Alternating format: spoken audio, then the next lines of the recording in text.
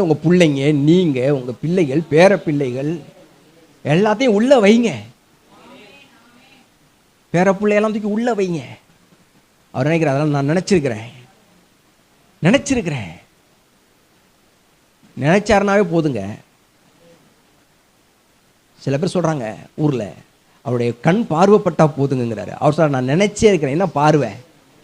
நான் உன்னை நினைச்சே இருக்கிறேன். கடவுள் கண் நோக்கி பார்ப்பாராங்கிறாங்க. கர்த்தர் கண் நோக்கி பாத்திரம் இல்லை, நினைச்சே இருக்கிறாருன்னா யார் நினைச்சிருப்பா? நம்மள யார் நினைச்சிருப்பா? நமக்கு ரொம்ப பரிச்சயமானவங்க தான் நினைச்சிருப்பாங்க. கர்த்தர் சொல்றாரு, உன்னை நினைச்சிருக்கிறேன். உனக்கு ஏற்ற சமயத்தில் சகாயம் செய்யும்படி, உனக்கு ஏற்ற சமயத்தில் அனுகூலத்தை உருவாக்கும்படி நான் உன்னை பற்றி நினைச்சிருக்கிறேன்.